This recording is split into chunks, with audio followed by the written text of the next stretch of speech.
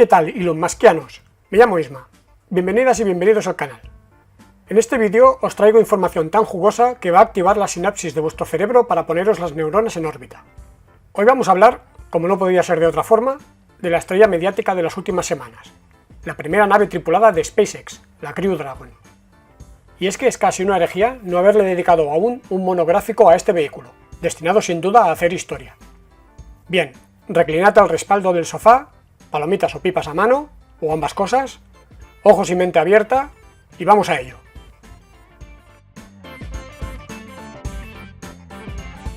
SpaceX, lo voy a repetir tantas veces como haga falta, fue fundada por el físico y empresario sudafricano Elon Musk, con el objetivo de convertir a la humanidad en una especie multiplanetaria. Este hecho, evidentemente, implica que la compañía, en algún momento u otro de su historia, debía diseñar, fabricar y operar una nave preparada para transportar seres humanos al espacio. Sin embargo, 18 años después de su fundación, SpaceX aún no ha conseguido enviar ni una sola persona a órbita. Estoy seguro de que este hecho, conociendo las ambiciones del gran jefe, es una de las espinitas que tiene clavadas el bueno de Elon. Sin embargo, como muchos ya sabréis, esto está a punto de cambiar, ya que la compañía, en el marco del programa CCP de la NASA, Commercial Crew Program, o algo así como Programa Comercial Tripulado en español, está a punto de lanzar al espacio por primera vez en su historia una nave con 2 tripulantes a bordo. Esta misión, llamada DM-2 o Demo-2, está prevista para el 27 de mayo del 2020, a las 20:33 UTC, o 22:33 hora española, a bordo de un Falcon 9, el cohete insignia de la compañía, rumbo a la Estación Espacial Internacional. Este será un lanzamiento histórico no solo para la empresa, sino para Estados Unidos en general, que recuperará por fin la capacidad de enviar astronautas al espacio después de la retirada del transbordador espacial hace ya 9 largos años. No es difícil imaginarse lo doloroso que habrá sido para el orgullo americano depender de los rusos durante tanto tiempo para enviar astronautas a la Estación Espacial Internacional. Pero luego volveremos a la más rabiosa actualidad y en particular a esta crucial misión. Antes hagamos un poco de historia para ponernos en contexto. Una vez quedó claro que el transbordador espacial sería retirado, la NASA creó en 2010 el programa Commercial Crew, con el objetivo de financiar a empresas privadas para que pudieran desarrollar y operar vehículos tripulados que fueran capaces de transportar astronautas a la Estación Espacial Internacional.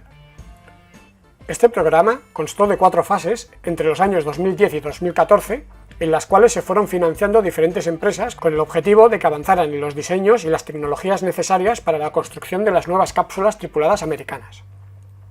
Empresas como Sierra Nevada Corporation, Boeing, Blue Origin o SpaceX, entre otras, recibieron fondos de la Agencia Espacial Norteamericana durante esos años. Esas inyecciones de capital permitieron a estas compañías ir desarrollando sus proyectos con la esperanza de ser finalmente los seleccionados para la quinta fase, consistente en el encargo efectivo de las misiones operativas con astronautas. De esas 4 primeras fases, SpaceX obtuvo fondos en las 3 últimas, por un total de $545 millones. Solo Boeing y Sierra Nevada Corporation consiguieron fondos en las 4 fases, en las que recibieron 621 y 363 millones de dólares respectivamente. La compañía trabajó con AINCO durante esos primeros años y el 30 de mayo del 2014, pocos meses antes de la fecha en que la NASA debía anunciar definitivamente los ganadores entre las propuestas financiadas, realizó la presentación del nuevo y flamante vehículo, demostrando a la agencia estadounidense que el dinero había sido bien empleado y que estaban listos para afrontar el reto de enviar astronautas a la Estación Espacial Internacional. Como siempre en los grandes acontecimientos, fue el propio Elon Musk en persona quien hizo los honores y presentó la breve pero espectacular gala en las oficinas centrales de SpaceX, en Hawthorne, California. El escenario estaba dominado por una cápsula Dragon de carga que había volado previamente a la ISS suspendida del techo, y rodeado de motores Merlin 1D, un Octaweb de un Falcon 9 y demás tecnología marca de la casa. En el centro, una cortina cubría celosamente el objetivo del evento.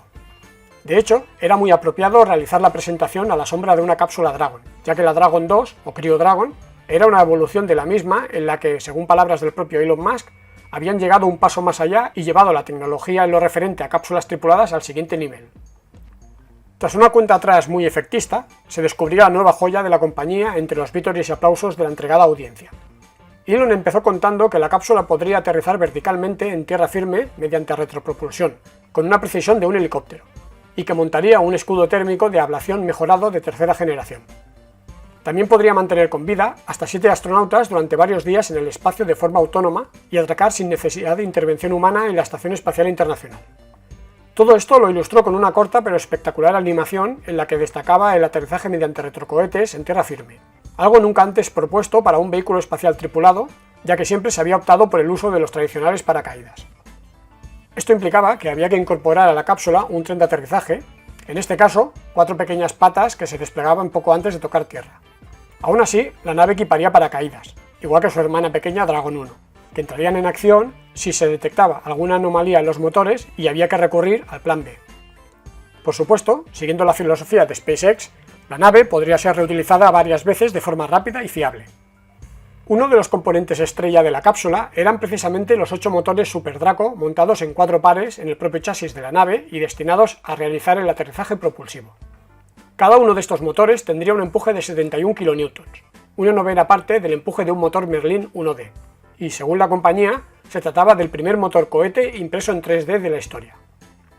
El motor estaba diseñado para autocontener una posible explosión del mismo sin afectar a los componentes de su alrededor. La nave sería capaz de operar sin hasta 2 de estos motores siempre que no pertenecieran ambos al mismo par. Sería un motor muy versátil, con una capacidad para variar la potencia entregada muy grande, permitiendo reducir su empuje hasta un 20% de su capacidad máxima y utilizaría combustibles hipergólicos que estarían presurizados por helio a alta presión. Otro de los momentos estelares de la presentación fue cuando unos operarios le proporcionaron una escalera para que Elon pudiera acceder al interior de la cápsula y mostrarla a la entregada audiencia. Al abrir la escotilla se pudo vislumbrar un interior futurista, de aspecto moderno y limpio, dominado por asientos anatómicos y grandes pantallas táctiles donde solo había sitio para unos pocos botones destinados a las situaciones de emergencia y a poder maniobrar la nave manualmente, cosa que solo debería ser necesario en casos excepcionales. Sin duda fue una exitosa presentación de lo que debería ser una nave espacial del siglo XXI. Unos meses después de ese golpe de efecto, llegó el momento en que la NASA debía dar a conocer su lección final. Y finalmente solo 2 fueron las elegidas. Por un lado teníamos a Boeing, con su cápsula tripulada Starliner, que volaría a bordo de un cohete Atlas V, y por otro a SpaceX con su cápsula Crew Dragon, que volaría a bordo de un Falcon 9. Así, el 16 de septiembre del 2014, la NASA anunció que había firmado sendos contratos con Boeing y SpaceX para el transporte de astronautas a la Estación Espacial Internacional por valor de 4.200 y 2.600 millones de dólares respectivamente.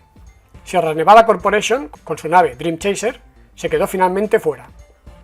Este contrato establecía cómo sería el proceso de certificación de ambos vehículos y les garantizaba un mínimo de 2 misiones y un máximo de 6 a cada una. A partir de ese momento empezó una feroz competición que ha durado casi 6 años por ver cuál sería la primera empresa privada en enviar astronautas al espacio, y SpaceX la afrontó con ganas de llevarse el gato al agua. Ese mismo año 2014, aprovechando que la NASA estaba estudiando cómo traer muestras de Marte y que SpaceX estaba en pleno desarrollo del cohete superpesado Falcon Heavy y había sido seleccionada como transportista de astronautas a la ISS, la compañía realizó una propuesta a la agencia estadounidense denominada Red Dragon. Esta propuesta consistía en modificar la Crew Dragon, que sería lanzada en un Falcon Heavy, y equiparla con los sistemas necesarios para devolver las muestras previamente recolectadas por otras misiones a la Tierra. Esto incluiría el hardware necesario para recoger las muestras, el vehículo de ascenso marciano necesario para salir del pozo gravitatorio del planeta rojo, y el vehículo de regreso a la Tierra necesario para transferir la valiosa carga desde la órbita marciana a la órbita terrestre. La NASA, por desgracia, no financió este concepto, pero estaba claro que SpaceX no perdía una oportunidad para intentar rentabilizar sus desarrollos, ni para intentar llegar a Marte. El desarrollo de la Crew Dragon fue avanzando de forma lenta pero continuada. El 6 de mayo del 2015, SpaceX realizó con éxito una prueba de aborto desde la rampa de lanzamiento, demostrando que el vehículo era capaz, mediante sus 8 motores Super Draco, de escapar de cualquier posible problema que pudiera suceder antes del despegue y poner a salvo la tripulación. Además del buen funcionamiento del sistema de propulsión, se puso a prueba la capacidad de maniobra y orientación de la cápsula y el correcto despliegue del sistema de paracaídas a baja altitud, todo ello con resultados satisfactorios. En noviembre del 2015, la compañía realizó más pruebas, en este caso principalmente de los motores Super Draco, demostrando la habilidad de la cápsula para mantenerse suspendida en el aire con la única ayuda del empuje proporcionado por estos novedosos motores, en unas imágenes dignas de la mejor ciencia ficción. A la cápsula utilizada en esas pruebas, la C-200, se le dio el nombre de Dragonfly y fue retirada poco tiempo después. Aunque, como he comentado, SpaceX quería aterrizar la nave mediante retropropulsión utilizando precisamente los motores Super Draco, la NASA consideró que era demasiado peligroso e instó a la compañía a que implementara como primera opción el sistema de paracaídas, más convencional pero a la vez más seguro y fiable, y restringiera el uso de los motores al procedimiento de aborto, ya probado con éxito anteriormente. A pesar de que la compañía, con Elon Musk a la cabeza, luchó e insistió en mantener esta prestación, finalmente la NASA hizo valer su criterio. Al fin y al cabo era quien pagaba, y se canceló el desarrollo de la tecnología involucrada, que no solo consistía en los motores propiamente dichos, sino también en el software de control y la aviónica, el tren de aterrizaje, etc. Este hecho, colateralmente, terminó con el programa Red Dragon, para enviar una Crew Dragon modificada a Marte, ya que esta propuesta incluía el aterrizaje mediante retropropulsión como única opción viable. Sin duda un duro golpe para SpaceX, aunque creo que puertas adentro aún no se han olvidado de ello, y esta es una opinión personal, no sería de extrañar que en un futuro pudieran volver a la carga con ello. O quizás puedan implementarlo como sistema de aterrizaje de emergencia si fallan los paracaídas, quién sabe, pero está claro que sería espectacular verlo en acción. El desarrollo entre los años 2015 y 2018 se convirtió en una especie de pista americana repleta de obstáculos para la compañía, que descubrió y sufrió en sus propias carnes lo increíblemente complejo que resulta diseñar, construir y testear un sistema de transporte orbital tripulado. Y es que el sistema no solo incluye la cápsula, sino también el cohete propulsor, el equipamiento de tierra, los trajes espaciales, etc. Todo lo cual debe superar los exigentes criterios impuestos por la NASA en cuanto a seguridad y fiabilidad, convirtiendo todo el proceso en un largo y doloroso peregrinaje. Parecía que a los chicos de Elon Musk empezaba a faltarles el aire y cedían la cabeza a Boeing, que emergía de nuevo como la propuesta favorita en la particular carrera que estaban librando ambas empresas. Por ejemplo, el 3 de septiembre del 2016, en el transcurso de una prueba estática de encendido de los motores de un Falcon 9, se produjo una explosión en la segunda etapa que provocó la pérdida del lanzador y la carga. Incluso la rampa SLC-40 quedó inutilizada durante 15 meses. La investigación posterior reveló que el oxígeno congelado entre los filamentos de fibra de carbono de la envoltura de los tanques de helio pudo hacer ignición al romperse algunas de dichas fibras debido a las altas presiones. Este hecho mantuvo la flota de Falcon 9 en tierra durante 5 meses y obligó a la compañía a rediseñar los tanques de helio del vehículo bajo la atenta mirada de la NASA, que instó a SpaceX a realizar infinidad de pruebas y comprobaciones antes de dar su certificación para vuelos tripulados a dicho componente.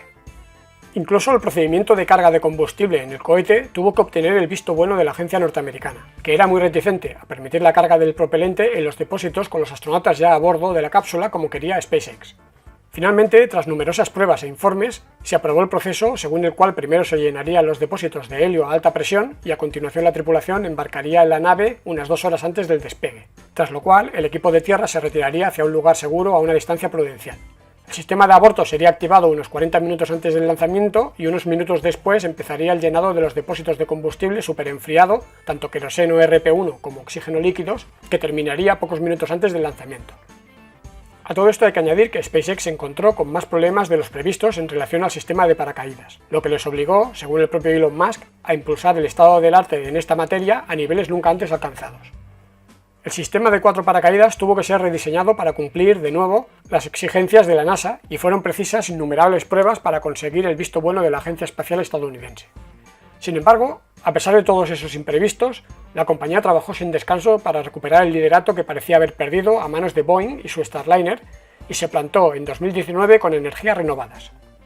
Así, el 2 de marzo del 2019, SpaceX estaba lista para llevar a cabo la crucial misión Demo 1, consistente en enviar una Crew Dragon sin tripulación, la cápsula C-201, a la Estación Espacial Internacional y demostrar la habilidad de la misma para acoplarse automáticamente a la estación y volver sana y salva a la Tierra unos días después. La misión fue un éxito rotundo, y el 8 de marzo la cápsula amerizaba sin problemas en el Océano Atlántico haciendo uso de sus 4 paracaídas principales. En esta misión solo viajaban el maniquí Starman, plagado de sensores y primo hermano del usado en el lanzamiento del Tesla Roadster a bordo del primer vuelo de un Falcon Heavy unos meses antes, y un simpático peluche con forma de globo terráqueo. Este importante logro parecía allanar el camino al primer lanzamiento tripulado y ponía de nuevo en cabeza a SpaceX en la carrera por ser la primera empresa en llevar astronautas al espacio. Sin embargo, en una demostración más de que, como dicen los entendidos, el espacio es duro, space is hard, unas pruebas rutinarias de la cápsula utilizada en dicha misión, consistentes en el encendido de los motores Super Draco, provocaron una aparatosa explosión con la consecuente destrucción total del vehículo. Este contratiempo, con la pertinente y laboriosa investigación posterior, retrasaron las fases finales del desarrollo de la nave e incluso sembraron algunas dudas respecto al diseño básico de la misma, en particular de los motores Super Draco, que algunos consideraban demasiado peligrosos tal como estaban concebidos e integrados en el vehículo. Además, parecía que el accidente volvía a poner a Boeing de nuevo en cabeza del particular duelo entre ambas compañías. Sin embargo, en una nueva demostración de que los chicos de SpaceX no saben lo que es bajar los brazos, la empresa consiguió encontrar y solucionar la causa del problema y el 19 de enero del 2020 ya estaba lista para realizar el último test antes de poder recibir la certificación final de la NASA para realizar vuelos tripulados, la prueba de aborto en vuelo. Como ya comenté en un vídeo anterior que os dejo por aquí arriba, la prueba fue un éxito y la Crew Dragon consiguió separarse del Falcon 9 en pleno vuelo haciendo uso de sus 8 motores Super Draco en el peor momento posible, cuando las fuerzas sobre el vehículo alcanzan su valor máximo. Además, consiguió desplegar sus 4 paracaídas y poner a salvo una hipotética tripulación con un suave amerizaje en las aguas del Atlántico. Este triunfo, combinado con algunos problemas de su contrincante con la cápsula Starliner, volvían a poner a SpaceX en cabeza de este particular duelo, y esta vez de forma definitiva. A partir de entonces, ya solo era cuestión de tiempo saber cuándo sería el gran momento, y ese momento, como he comentado, ya tiene fecha y hora. Los astronautas de la NASA, Bob Behnken y Doug Hurley, serán los encargados de viajar en la Crew Dragon C-206 a bordo del Falcon 9 B-1058, que ha recuperado el antiguo logotipo de la NASA en forma de gusano, hacia la Estación Espacial Internacional el día 27 de mayo. Y todo ello desde la histórica rampa LC-39A, testigo de las misiones Apolo y de los días del transbordador espacial. La duración de su estancia no será decidida hasta que los astronautas estén instalados en la estación y la NASA evalúe las necesidades y la disponibilidad de una nueva misión de rotación, pero se sabe que será de un mínimo de 30 días y un máximo de 119, límite este último impuesto por la durabilidad de los paneles solares de esta cápsula concreta. Así pues, en previsión de una estancia relativamente prolongada, ambos astronautas han llevado a cabo entrenamiento extra para realizar diversos tipos de experimentos e incluso ejecutar actividades extravehiculares si fuera necesario. A pesar de la pandemia mundial que ha azotado el planeta y que está afectando a la mayoría de las actividades de la NASA, la misión de M2 ha continuado adelante y en plazo gracias a que este lanzamiento es considerado crítico a nivel nacional. De ahí que se esté intentando por todos los medios que las difíciles circunstancias actuales no afecten la planificación. Los astronautas Bob Behnken y Doug Hurley han realizado múltiples simulaciones completas del lanzamiento y acoplamiento a la Estación Espacial Internacional como entrenamiento para esta crucial misión. 2 de ellas se llevaron a cabo los días 19 y 20 de marzo del 2020, en un simulador de vuelo de SpaceX, y en ellas participaron los controladores de vuelo de la NASA desde el centro de control en Houston, los controladores de misión de SpaceX en Hawthorne y un equipo técnico también de la compañía en el Kennedy Space Center. Solo el mínimo número de personas han tenido contacto directo con los astronautas para evitar cualquier riesgo de contagio, así que prácticamente se han encontrado en una especie de semiconfinamiento desde hace meses. De hecho, a partir del 16 de mayo ya se hallan en cuarentena oficial en preparación para el lanzamiento. También se han llevado a cabo simulacros de evacuación de emergencia en el histórico complejo de lanzamiento LC-39A, como el realizado el 3 de abril de este mismo año. En resumidas cuentas, todo está a punto para el gran día.